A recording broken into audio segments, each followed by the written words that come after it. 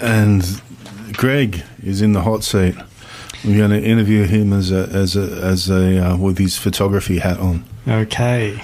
So, Greg, I'll just put this light on you, and is that bright enough in your eyes? Strap me down and put me in an electric chair. Yeah. And is photography art? Well, depending on who you ask, you get a different answer. But you're asking me, so I'll say maybe.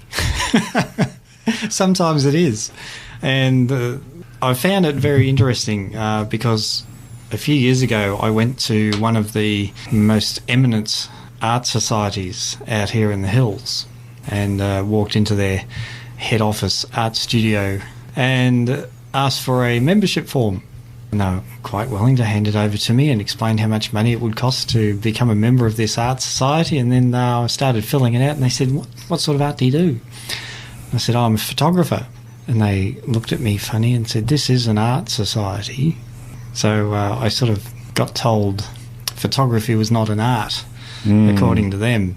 And that inspired me to run an exhibition of my own called It's Not Art. I was able to get up there and tell people what I thought.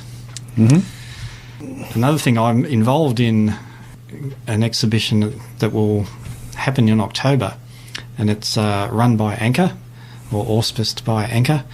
And it's for people at risk of homelessness. We gave the participants a camera each and explained how to use it.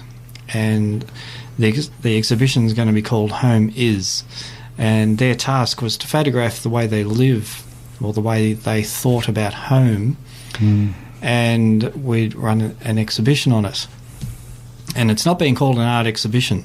However, if art is something that moves you, then a lot of these photos are art, particularly in line with the stories that will be told about each picture. Yeah, I think photography definitely is an art. I mean, there's same with anything. There's happy snaps and then there's artistic pictures. And do you come across moral issues in photography? Yeah, I do. But for 7 years, I ran a newspaper in Mount Evelyn called the M2. Over a 7-year period in a town, things happen that aren't always nice. And there were at least 2 murders, there were house fires, people dying, and I chose not to put those things on the front page. And occasionally I was criticised for not covering these newsworthy happenings in our town for the town paper.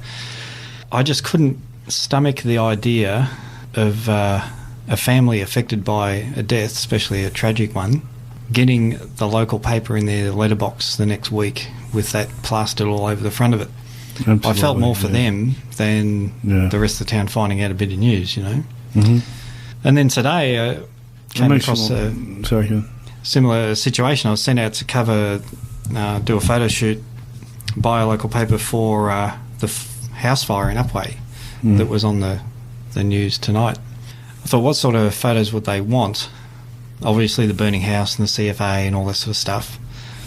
Now I thought, what if the owners are there? You know, do I take a shot of these people who are distraught and grieving and, you know, this huge loss? And I decided not to. So again, what did you shoot?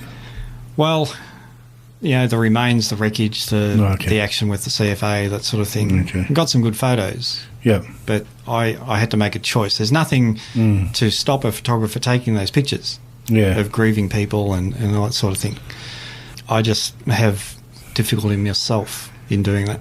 Yeah, you've got to know where the boundaries are, you know. Yeah, and each person has different places where those boundaries are. So the next question was, do creative people have to be tormented to produce art? Yeah. Again, speaking from personal experience, I've found that the best photos I've taken were in times of distress, when I was going through bad depression or this or that or the other. Perhaps it's because I just needed that outlet to get a bit of sanity back or something. I don't know. But the photos that I take in those periods, to me, are much more meaningful and deep than photos I take when I'm all happy and life's going well. In fact, I haven't really taken, in my opinion, some good arty shots for probably 2 years. Yeah. Okay. My favourite shot of yours is the seat with the moss on it. I don't know. It's funny how different things strike people in different ways. Yeah. Just like a park bench seat with a bit of moss and stuff on it. And you're not the only person who really sort of had that resonate with them. Yeah. But being tormented. There was a debate by a friend of mine on Facebook about is the modern church fostering good art? Uh-huh. And I thought back over the centuries, the church has been a great protector and innovator in art, architecture and painting and all that sort of stuff. Yeah. Then I thought, well, if an artist, and this is a very blanket statement, but if an artist produces really good stuff when they're tormented and distressed and all that sort of thing, is a nice happy clappy church the right setting for good art, you know? I don't know. Where's the soul searching and deep creativity from life experiences coming if you're not going through a bit of hell? Yeah. As well as a bit of heaven. Yeah, for sure. And yeah, I think what you're saying is you're most creative when you're tormented. Is that? Well, quite a few artists are over the centuries, you know. What did Vincent van Gogh? And a lot of artists. His name was. They produced work through their Mental darkest illness times and darkest times, and a lot of the early monastic sort of so-called saints.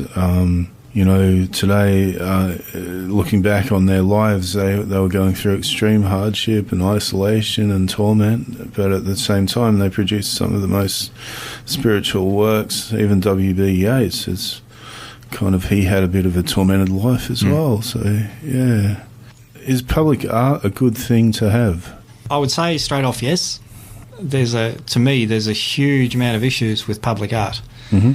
Because while the name alone is public art really public, most of the public art we get out here is auspiced by different groups, like community groups getting grants for some project.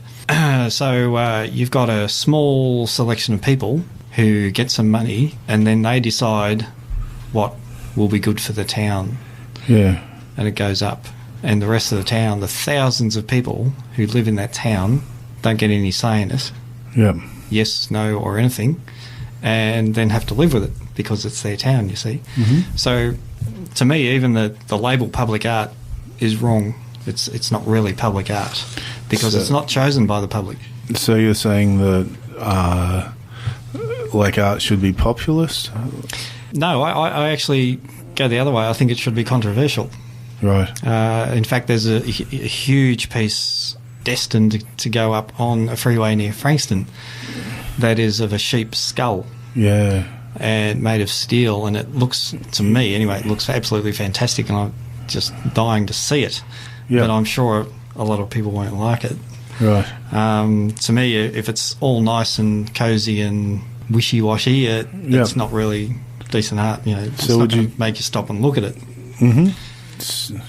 So it's sort of like the art of roadkill or something. I don't know about that one. But yeah, the other things about public art is quite often it's not done by artists. Yeah. Because one of the things at the moment that's tied up with grants is they're more likely to give you grant money if you involve, say, kids. Mm. So what you do is you get a bunch of kids doing this art in a public area, and then they call that, you know, art and public art. Now, to me, why can't you get an artist to do art? Mm. If you want kindergarten art, well, get your grandson to do a picture and you can put it on your fridge. Mm-hmm. But do you really want that picture 20 foot wide plastered down the middle of your town? Yeah. You know, that will stay there for years. Yeah, for sure. Which brings up that other issue. Mm. There is no system saying about art, should it have a use-by date? Mm. What style of art actually blends in with the character of a town? Should public art only be done by professional artists? Is something done by non-artists actually art? You know, there's all these questions that simply aren't answered ever with grant